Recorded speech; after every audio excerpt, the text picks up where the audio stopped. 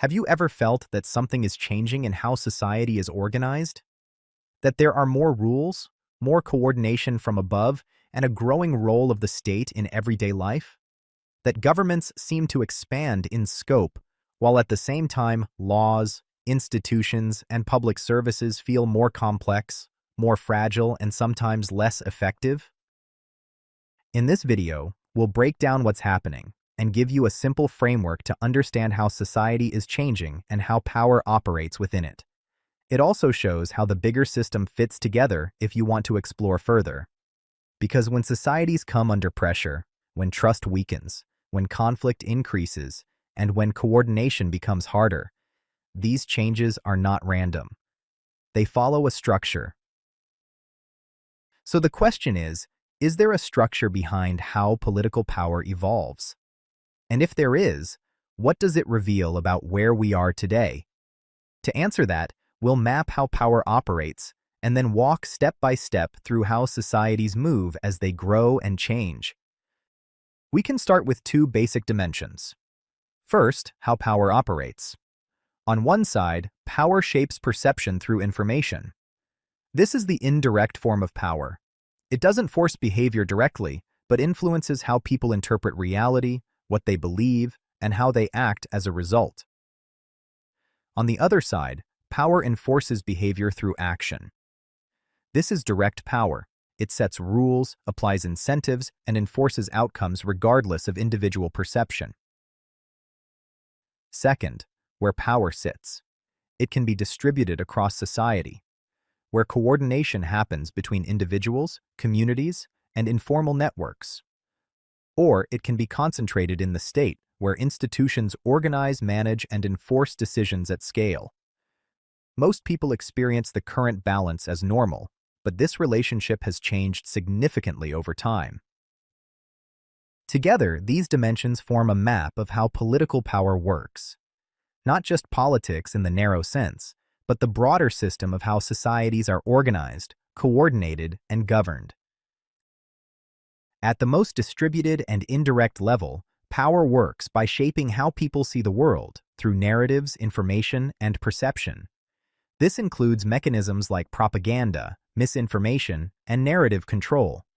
These operate here because they don't enforce behavior directly. Instead, they influence how people interpret reality, which then shapes behavior indirectly. Power here is subtle, decentralized, and embedded in how information flows through society. In this quadrant, propaganda shapes what people see, so it influences how they think and act. Misinformation and disinformation distort reality, creating confusion and misaligned decisions. Narrative control frames events so that certain interpretations become dominant. Societies also coordinate behavior without direct control, through norms, identity, and shared expectations. This is what we refer to as the social fabric, the unwritten rules that guide behavior between people. It sits on the society side because coordination happens between citizens themselves, not through institutions, and on the action side because it directly influences how people behave, even without formal enforcement. In this quadrant, social fabric aligns behavior through shared expectations. Group identity connects individuals to collective behavior. Cultural norms guide actions without formal rules. As societies grow and become more complex, institutions begin to manage information itself, shaping what is visible, what is emphasized, and what is understood. This is where information asymmetry and institutional influence emerge. It sits on the state side because institutions organize information centrally, but remains indirect because it still shapes perception rather than enforcing behavior directly. In this quadrant, information asymmetry creates unequal access to knowledge that shifts power toward institutions. Agenda setting determines what people pay attention to. Framing shapes how information is interpreted. And at the highest level, power becomes direct, enforcing behavior through institutions, through rules, administration, regulation, and redistribution mechanisms like the welfare state. This is where bureaucracy operates, where laws are applied, and where decisions are implemented at scale. It sits in the top right because power is both centralized and direct, shaping outcomes regardless of individual perception. Bureaucracy translates rules into large-scale implementation. Regulation sets boundaries on behavior. The welfare state redistributes resources to stabilize outcomes. Law enforcement ensures compliance through direct action. These are not separate systems, but different ways power operates within the same structure. Over time, societies tend to move in one direction across this map. From shaping perception to enforcing behavior, and from distributed coordination towards centralized authority. In other words, from distributed influence to more direct and centralized forms of control. What this means in practice is that the balance between society and the state shifts over time. More coordination moves upward, more decisions become centralized, and more outcomes are shaped directly rather than emerging organically from society. This is why systems can feel more controlled, but also more complex and harder to navigate. This is not a theory. It is a pattern that emerges as societies become more complex. If this is the space in which power operates, the next question is how societies move through it. This shift doesn't happen all at once. It happens gradually, step by step, and that progression is what we call the TNBC Political Power Ladder. At the base level, governance is limited and local, with coordination happening through communities, traditions, and informal structures. This stabilizes basic order, but limits scale. As societies grow, centralized institutions emerge, and the state begins to formalize authority, law, and coordination. This enables scale, but increases distance between citizens and decision-making. As complexity increases, rules expand, and the state begins to regulate interactions across society. This creates predictability, but also adds administrative complexity. As systems develop further, expectations shift, and the state takes on a broader role in managing social and economic outcomes. This supports cohesion, but increases structural dependency and cost. As complexity deepens, decision-making becomes more specialized, with experts, models, and institutions taking a larger role. This improves system management, but can reduce transparency and perceived legitimacy. And under pressure, societies centralize further, with governments expading powers to act more directly in moments of crisis. This stabilizes the system in the short term, but intensifies the tension between control and legitimacy. Across every step, the same pattern appears. Governance expands, stability improves for a time, complexity increases, and new pressures emerge, which pushes the system further up the ladder. At the center of this process is a fundamental tension. The more societies expand control to maintain order, the more they risk weakening the legitimacy they depend on. In other words, societies move through this space toward more centralized and more direct forms of power. Before we continue, if you don't want to miss future episodes and want to join the community exploring these ideas, please like and subscribe. If we step back from the individual levels, we can see a broader transformation taking place. As societies move up the ladder, multiple dimensions shift at the same time. Trust moves from being distributed between people to being increasingly placed in institutions.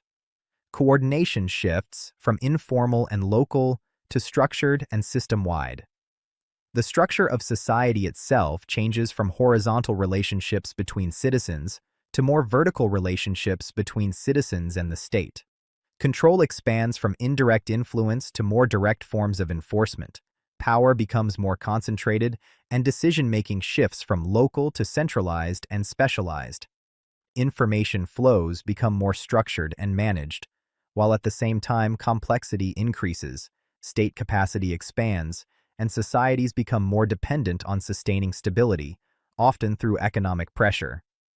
These changes are not independent. They reinforce each other and push the system further along the same path, from distributed, informal coordination to centralized, structured control. But this raises a deeper question. Why do societies move in this direction at all? What drives this shift from distributed coordination to centralized control? First, complexity. As societies grow larger and more interconnected, coordination becomes harder, with more actors, more dependencies, and more uncertainty. Informal systems are no longer enough to manage it. Second, coordination itself.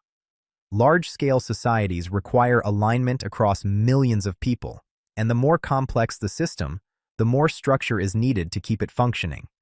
Third, stability.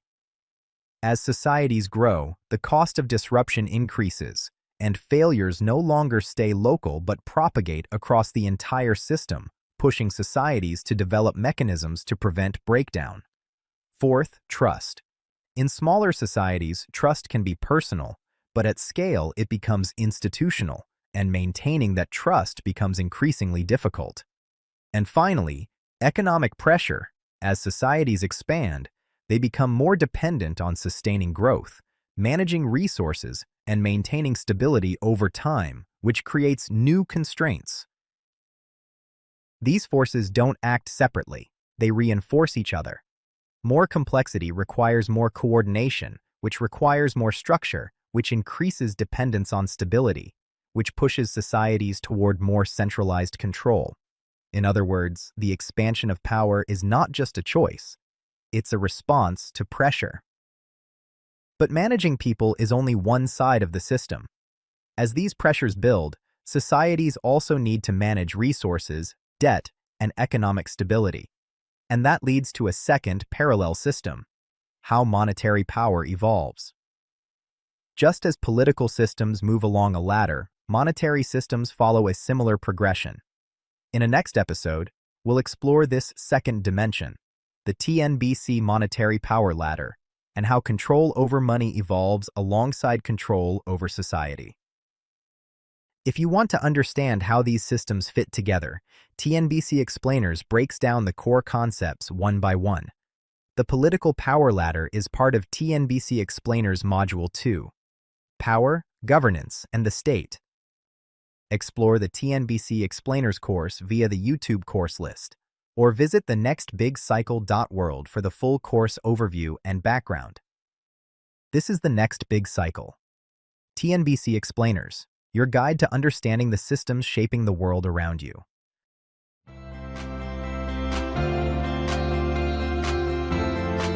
TNBC Explainers is a growing YouTube course. New concepts are added over time,